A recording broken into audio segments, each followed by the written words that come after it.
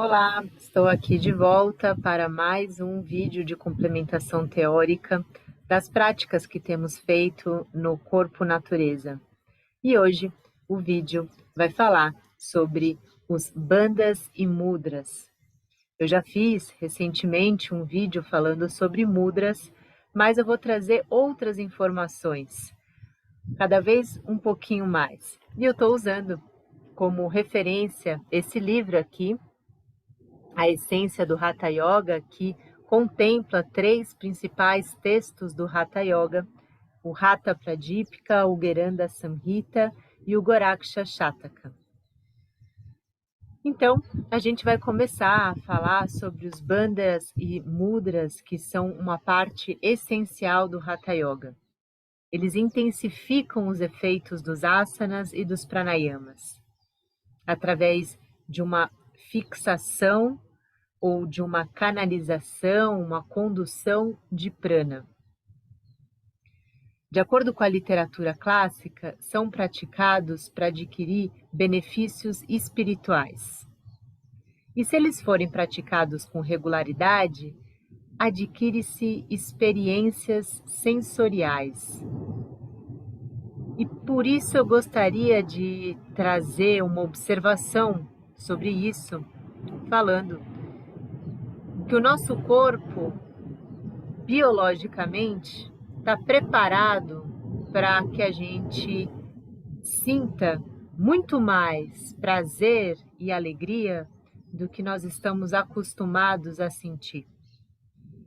Só que ao longo da vida a gente vai adquirindo marcas, traumas, tensões, e a gente vai perdendo uma sensibilidade do corpo, a gente vai perdendo potencialidades do nosso corpo.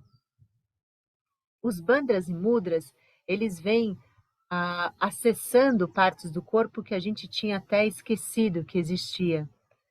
Por isso exige até um pouco de coordenação motora. Afinal, a gente pratica os bandhas e mudras junto com os asanas, junto com os pranayamas. Então você faz uma porção de coisas ao mesmo tempo.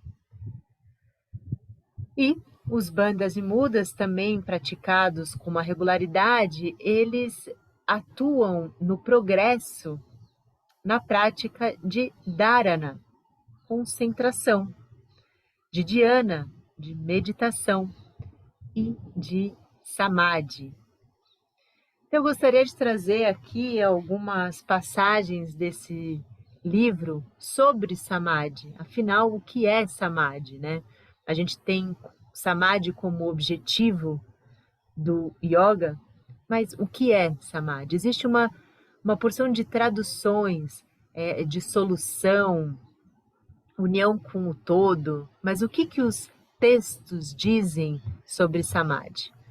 Então, eu vou ler aqui algumas passagens sobre samadhi. Deixa eu arrastar aqui para baixo.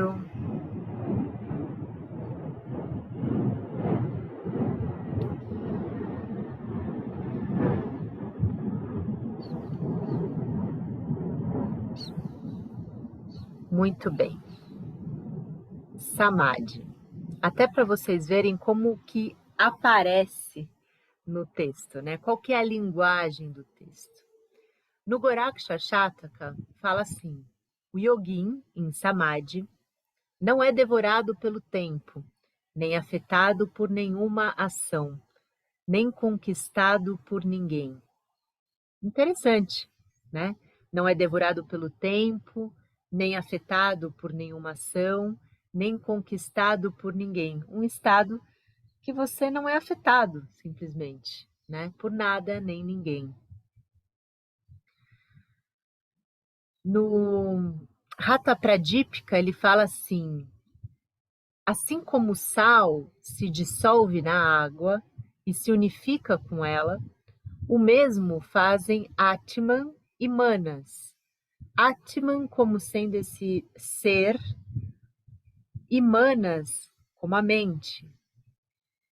Então, assim como o sal se dissolve na água e se unifica com ela, o mesmo fazem Atman e Manas, que se transformam em um. Isso é conhecido como samadhi. Daí essa tradução da dissolução ou da união com o todo.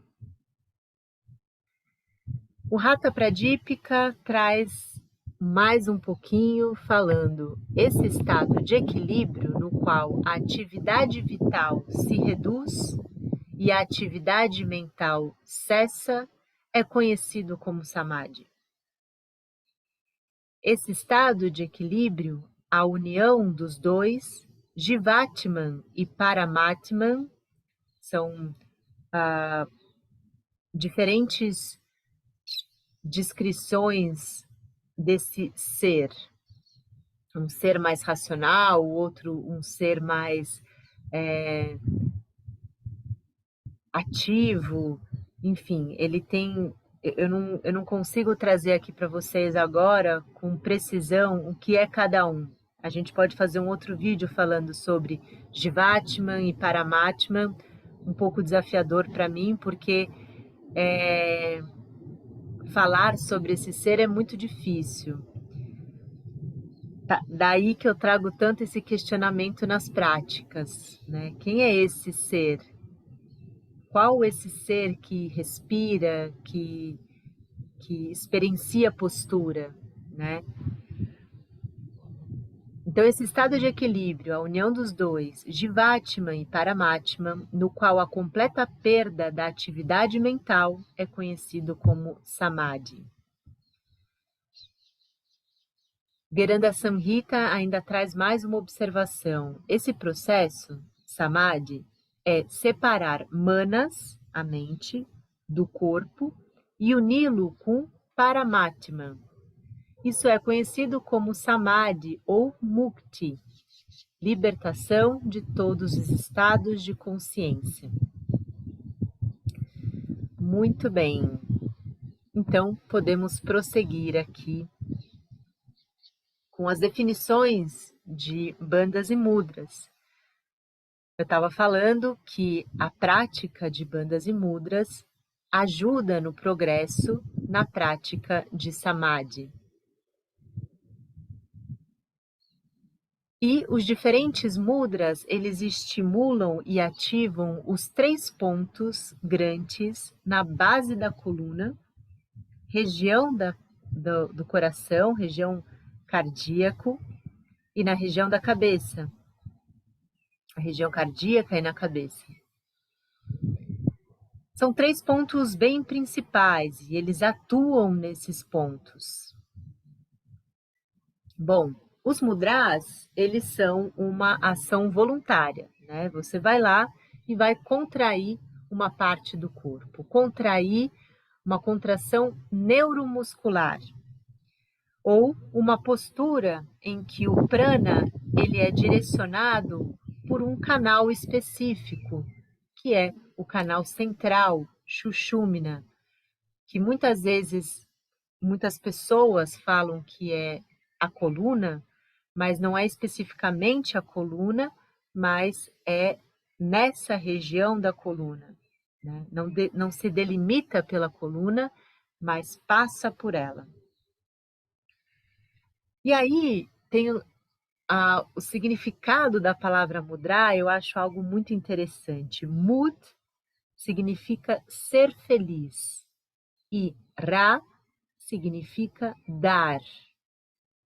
Então, mudra dá a sensação de bem-estar e de felicidade. Interessante. Ou seja, é uma indicação de que mudras dão grande importância aos sentidos. As técnicas trazem alguns sentidos como lacrar, um selo, um gesto, uma posição do corpo que traz contentamento, um símbolo. No Tantra, diz que o mudra é como um selo de proteção e é dado grande importância às mãos. No teatro e na dança, Os mudras são usados no rosto, na face e nos olhos. E o propósito é a expressão indicando os sentimentos. Interessante. No Hatha Pradipika, o propósito é o despertar de Kundalini. Kundalini é algo bem famoso, né? Assim, a gente ouve falar bastante sobre Kundalini, quem está no meio do yoga, mas afinal, o que é Kundalini? Então, eu vou trazer outras passagens desses textos falando sobre Kundalini. Se o propósito é Samadhi, é o despertar de Kundalini, o que é essas coisas, né? Então, olha como aparece nos textos. Vou pegar aqui. Muito bem. Segundo o Swami Digambarji, na verdade eu vou trazer algumas observações do Swami Digambarji e do Dr. Boli. Depois, alguns trechos do texto. O Swami Digambarji era um Swami da escola de Kaivalyadama, que é da onde eu tiro todas essas informações, é da escola da onde vem a forma como eu entendo o Hatha Yoga. A sensação de calor, falando sobre Kundalini, tá? A sensação de calor e formigamento são percebidas nas costas, desde o cóccix até o pescoço. Quanto mais intensa a sensação, mais rapidamente a mente se retrai dos objetos externos. As sensações podem passar por formigamento, latejamento, espasmos, que se mesclam com a sensação cutânea. Essas sensações podem dar espaço a um som produzido internamente. Esse som ele é conhecido como nada. A prática de pranayama pode despertar essas sensações com ou sem pausas, mudras e bandas, mas sempre com uma pressão no períneo. Ao desaparecerem essas sensações, resta apenas a sensação de tranquilidade. Olha que interessante essas definições, né? Geram algumas reflexões. Dr. Boli fala sobre Kundalini dessa maneira. Consciência proprioceptiva do sistema muscular responsável pela consciência corporal. Vale lembrar que o Dr. Boli, além de professor de yoga, era um médico. Consciência visceroceptiva dos órgãos internos responsáveis pela consciência interna.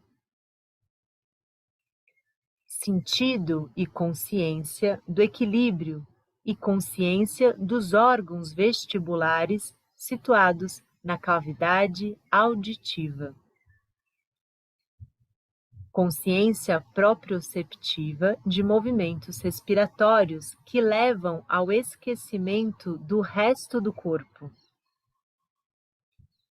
Consciência visceroceptiva do toque do ar ou em razão da atividade respiratória. Sensação de movimento, calor e aquecimento nas diferentes partes do corpo. Então, isso é o que eles trazem sobre Kundalini.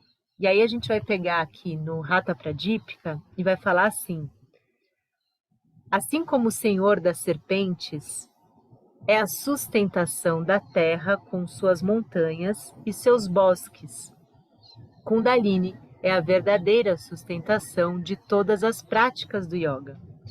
Então essa é a linguagem, uma linguagem em metáforas. Quando pela graça do Guru se desperta a adormecida Kundalini, todos os nós e lotos são perfurados por prana. Assim, Sushumna, que é o canal central, transforma-se no caminho de prana. A mente transforma-se em seu objeto e evade-se o fenômeno da morte. Então, só para vocês terem um pouco mais de informações sobre Kundalini. Então, no Hatha Pradipika, o propósito de bandas e mudras é o despertar de Kundalini, e no Gheranda Samhita, o propósito é dar equilíbrio e estabilidade. Os mudras, eles são praticados para estimular uma área do corpo através da contração muscular voluntária mantida por algum tempo, como, por exemplo, Mula Bandha, que temos feito, essa contração do assoalho pélvico, que eu vou falar um pouquinho mais no final desse vídeo, né? Ou Ashvini Mudra, já que a gente está falando de Mudra, Ashvini Mudra, que é essa contração e relaxamento, contrai e relaxa. A gente também tem feito essa técnica. Essas contrações, elas geram um fluxo de sensações internas, que com uma prática mais dedicada a isso, e regular, como a gente tem feito, a gente tem repetido essa técnica, a gente procura conduzir as sensações para subir pela coluna ou por esse canal central, podendo assim diminuir a atividade da mente, adquirindo uma estabilidade da mente e das nossas emoções. Então a gente fica tão envolvido com aquela sensação, tão absorvido por aquilo que vai sendo gerado, né? Com uma prática regular, a gente vai se sentindo mais familiarizado com isso e vai se envolvendo, a mente fica completamente absorvida por isso, mais estável, né? E a mente estável também interfere no estado emocional mais tranquilo também. E aí, no Hatha Pradipika, ele descreve 10 mudras. No Gheranda, ele descreve 25. Porém, ele inclui nessa lista algumas posturas, os kriyas, que a gente já falou em outro vídeo aqui, e as técnicas de concentração, como, por exemplo, os drishtis, que é aquele direcionamento do olhar num ponto, na ponta do nariz, num ponto entre as sobrancelhas. E o Gheranda Samhita, ele dedica a maior quantidade de versos para os mudras. São 100 versos dedicados aos mudras. Ou seja, são técnicas de grande importância. No Hatha Pradipika, ele fala quais são os 10 mudras, né? É o Maha Mudra, Mahabandha, Mahaveda, Kechari Mudra, Uddiyana Bandha, Mula Bandha, Jalandhara Bandha, Viparita Karani, Vajroli e Shakti Kalani. Então, como vocês viram, tem o nome de banda, alguns mudras pelo Hatha Pradipika, né? Ele só fala em Uddiyana, ele só fala em Jalandhara como um mudra. E é comum isso, né? Eles se diferenciam um do outro, por isso que a gente junta os textos e vai comparando um com o outro. Bom, os bandas, como eu disse, são um subgrupo dos mudras e eles se incluem nas técnicas de pranayama, ou seja, com ar preso nos pulmões. Por isso, a duração dessa técnica é menor do que os mudras. A gente sustenta essa técnica num tempo menor, porque é numa pausa respiratória. Todo pranayama é acompanhado de 3 bandas, tribanda. A gente vai fazendo os pranayamas, né? A gente tem uma prática que a gente se dedica só aos pranayamas e a gente quase nem aplica ainda os bandhas, a gente aplica um ou outro, porque além da pausa, você aplica 3 bandhas. E a ideia do pranayama é a suspensão da respiração, não por um controle, mas porque isso vai acontecendo espontaneamente. É confortável essa pausa. Então, para a gente chegar nesse ponto, exige muita familiaridade com o que estamos fazendo. As técnicas dos bandhas, elas trazem alguns sentidos como unir, atar, ligar, amarrar, um nó, chave, represamento. Então pensa, né, num Mula Bandha, num Uddiyana Bandha, num Jiva Bandha, ou Jalandhara Bandha, como algo que une, ata, liga, amarra, represa. É uma contração que aumenta a pressão positiva interna, produzindo um impulso visceroceptivo ou proprioceptivo. Então, a ideia aqui também é conduzir esse impulso, essa sensação, por um canal. E durante a contração, você fica percebendo esses impulsos. Então, exige uma coordenação motora e um grau de atenção ao que nos acontece no corpo como um todo, porque você aplica a contração e, ao mesmo tempo, fica percebendo qual é o impulso, o que isso gera, para onde vai a sensação. E os bandhas são Jalandhara Bandha, Uddiyana Bandha, Mula Bandha e Jiva Bandha. O Jiva Bandha quase nem aparece.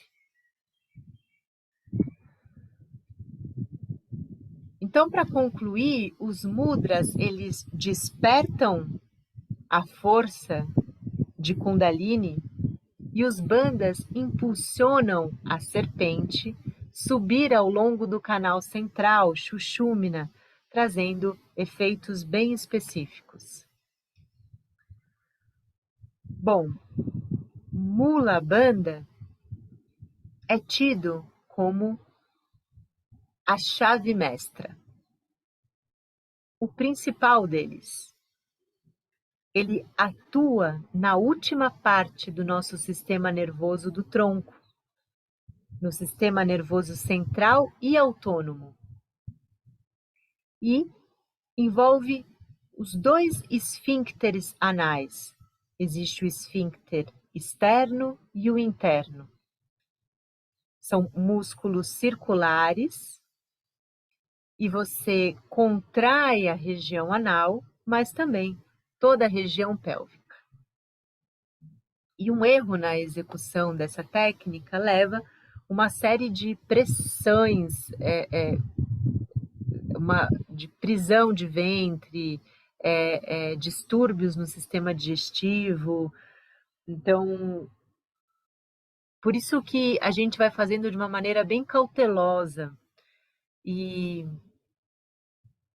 a recomendação nunca é de contrair de uma maneira muito vigorosa, muito intensa.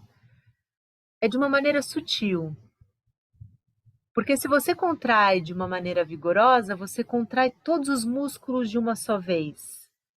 Se você contrai de uma maneira sutil, você vai sentindo aonde está contraindo. Então, é não só saber contrair, mas é saber aonde contrair. É sentir o que está sendo contraído por fora e por dentro. Então, é um aperto e um recolhimento. Não é só uma contração, mas é uma pressão e recolhimento, sucção para cima e para dentro. E aqui eu vou trazer outras observações sobre Mula Bandha. Tem uma passagem no Gueranda Samhita que eu gostaria de trazer aqui para vocês, até para entender qual um pouco mais dessa linguagem que eu tenho dito que trabalha através de metáforas, mas não só. Traz muito da cultura daquela época. No Gueranda Samhita eles falam assim: o yogi que pratica diariamente Mula Bandha, a Maha Bandha acompanhado de Maha Veda é o melhor entre os conhecedores de yoga. Assim como mulher jovem, bonita e charmosa não tem proveito na ausência do homem, assim também a Mula Bandha não tem proveito sem o Mahaveda. O yogi não tem medo da morte, nem se torna velho. Esse Veda deve ser guardado como segredo pelos yogis. Então, eles também trazem um pouco dessa cultura machista, né? E ele fala sobre o Mahaveda. Vamos falar um pouquinho sobre o Mahaveda. Então, o Mahaveda, como ele disse, só para a gente ter uma ideia como que é o Mahaveda, ele é assim. A gente faz uma inspiração fazendo Mula Bandha. Aí a gente faz uma pausa, fechando as narinas e fazendo a chave de queixo.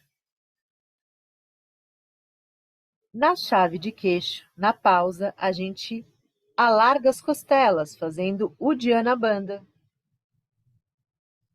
Com os pulmões cheios, a gente faz o Uddiyana Bandha, que é um pouco mais difícil do que quando a gente faz o Uddiyana Bandha com os pulmões vazios, que a gente sente o recolhimento do abdômen muito mais. E aí, a gente volta e expira, soltando Mula Bandha.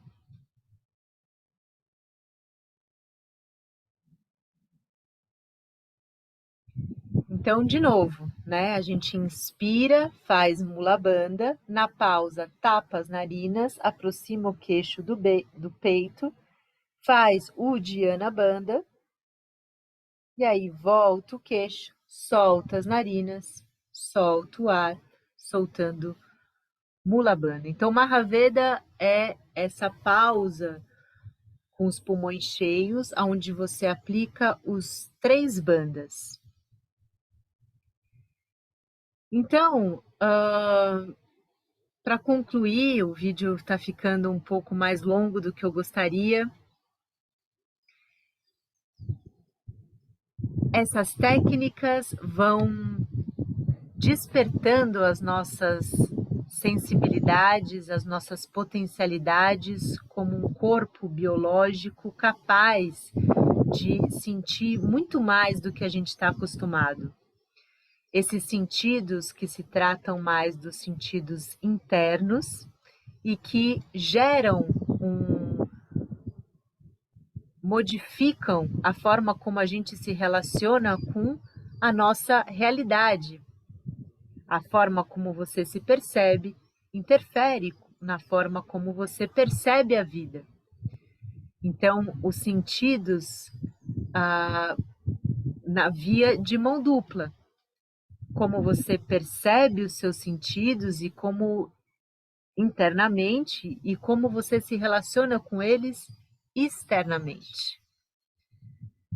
Então, ficamos por aqui com esse vídeo falando um pouquinho mais sobre curiosidades, sobre a literatura, sobre a cultura dos bandhas e dos mudras. Muito obrigada e até uma próxima.